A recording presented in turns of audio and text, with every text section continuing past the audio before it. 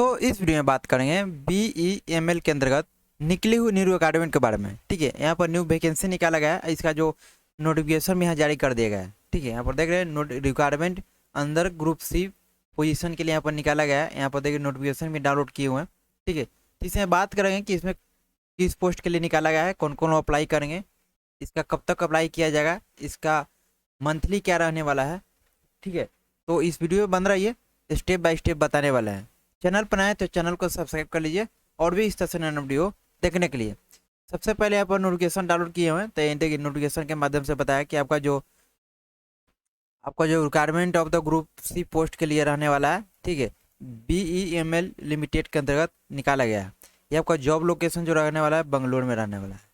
ठीक है, उसके बाद देखिए ग्रुप सी के लिए बताया गया है कि किस पोस्ट में कितना वैकेंसी रहने वाला है। जैसे डिप्लोमा मैकेनिकल के लिए है 52 पोस्ट रहने वाला है। उसके बाद डिप्लोमा इलेक्ट्रिकल के है 27 पोस्ट है। डिप्लोमा ट्रेनिंग सिविल का है 7 पोस्ट है। IT ट्रेनिंग का है मैचिनिस्ट का 16 है। बताया गया किस कैटेगरी में कितना पोस्ट रखा गया है। ठीक है, SC हो गया, ST हो गया, OBC हो गया, EWS हो गया, सारा यहाँ पर सारा कैटेगरी में बांटा गया है किस कैटेगरी में कितना पोस्ट यहाँ पर रखा गया है। उसके बाद नीचे आएंगे और यहाँ पर देखिए पोजीशन में आपको जो बताया गया है कि डिप्लोमा ट्रेनिंग मैकेनिकल इंजीनियर के लिए इसमें 52 वैकेंसी रखा गया है। और इसमें क्वालिफिकेशन जो मांगा गया है आपका 3 ईयर का full time diploma in the mechanical engineer with 60% कम से कम होना चाहिए। ठीक है, उसके बाद पे स्केल के बारे में बताया गया है। पे स्केल जो आपको मिलेगा यहाँ पे 23,910 रुपया से लेकर, ठीक है, 85,570 रुपया तक। इसमें अपर एज की लिमिट बताया गया है। ठीक है, कम से कम 29 साल होना चाहिए। उसके बाद 32, OBC में 32 हो गया, SC ST से आता है तो 34 तक लिया जाएगा। उसके बाद नीचे आएंगे डिप्लोमा ट्रेनिंग इलेक्ट्रिकल के लिए, तो इसमें भी 3 ईयर का डिप्लोमा इलेक्ट्रिकल इंजीनियर से मांगा गया है। कम से कम आपको 60% होना चाहिए। ठीक है, अब यहाँ पर बात ITI वालों के लिए बात करेंगे, तो यहाँ पर जो कि आपका first class 60% in the ITI training trade से होना चाहिए। और यहाँ पर अप्रेंटिस सर्टिफिकेट भी आपके पास होना चाहिए। उसके बाद यहाँ पर जो बताया गया कि सैलरी आपको जो रहेगा 16,900 से लेकर 60,650 तक रहेगा। उसके बाद ITI ट्रेनी मैचिनिस्ट के रखा गया है। इसके में आपको फर्स्ट क्लास आपको ITI मैचिनिस्ट से ट्रेड से होना चाहिए कम से कम 60% के साथ। उसके बाद आपका अप्रेंटिस का भी सर्टिफिकेट आपके पास होना चाहिए। ठीक है, इसमें भी आपको सैलरी जो रखा गया है पे स्केल 16,900 से लेकर 60,650 रुपया तक रखा गया है। उसके जब नीचे हम बात करेंगे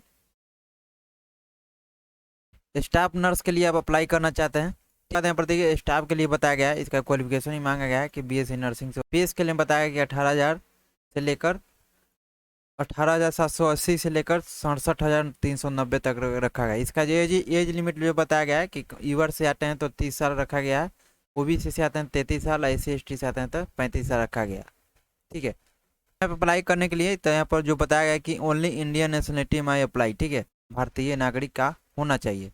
ठीक है, ये आपका जो लास्ट डेट रखा गया है कम से कम आपका 18 अक्टूबर तक रखा गया है। इसका जो एज जो आपको क्वालिफाइंग, ठीक है, आपका जो एज जो काउंट किया जाएगा 18/10 से ही किया जाएगा। ठीक है, उसके बाद यहाँ पर नीचे आएंगे। अब यहाँ पे जब आप लोग अप्लाई कीजिएगा तो इसका कुछ चार्ज भी रखा गया है। ठीक है, कि अगर आप जनरल EWS OBC से आते हैं, ठीक है, तो आपका 200 रुपया चार्ज यहाँ पर रखने वाला है। ठीक है, आपका यहाँ पर 200 रुपया अप्लीकेशन फी रखा गया है। अगर आप SC ST से आते हैं, ठीक है, आपको पेमेंट यहाँ पर नहीं लगने वाला है। ठीक है, जनरल EWS OBC कैंडिडेट है उनके लिए यहाँ पर 200 रुपया पे लगने वाला है। अब यहाँ पे अप्लाई करने वाला पर लिंक दिया गया है कि इस लिंक पर भी जाके अप्लाई करेंगे, जैसे www.bemlindia.in। ठीक है, इस पर जाके रजिस्ट्रेशन यहाँ पर कर सकते हैं। इसका जो लास्ट डेट रखा गया है 18 अक्टूबर तक रखा गया है। ठीक है, अब यहाँ पे अप्लाई करते समय जो डॉक्यूमेंट अपलोड करना है उसका यहाँ पर साइज बताया गया है।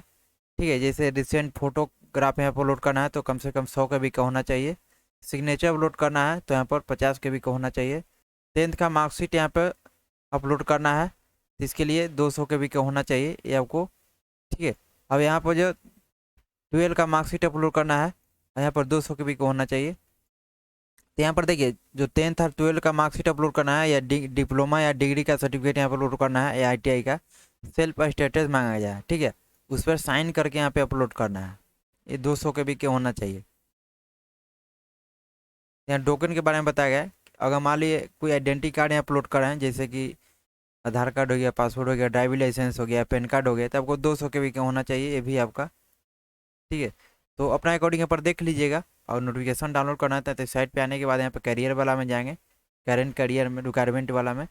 ठीक है, और रिक्वायरमेंट वाला में जाने के बाद यहाँ पर देखिए आपको मिल जाएगा, आपको फिर आपको नोटिस मिल जाएगा। यहाँ से क्लिक करके यहाँ से नोटिस डाउनलोड करके अपना आसानी से देख सकते हैं। अप्लाई करने के लिए आपको नीचे भी अप्लाई करने का ऑप्शन मिल जाएगा, online link for the application, इस पर क्लिक करके आसानी से अप्लाई कर सकते हैं। तो जैसा कि देखिए आप लोग को बता दें कि किस पोस्ट के निकला गया है, कब तक इसका लास्ट डेट है, पे स्केल कितना रहने वाला है। ठीक है, तो अगर आप लोग एलिजिबल हैं तो फॉर्म को इस साइट पे आके फिल कर सकते हैं। चलिए, इस वीडियो इतना ही, मिलते हैं फिर एक नोट के साथ।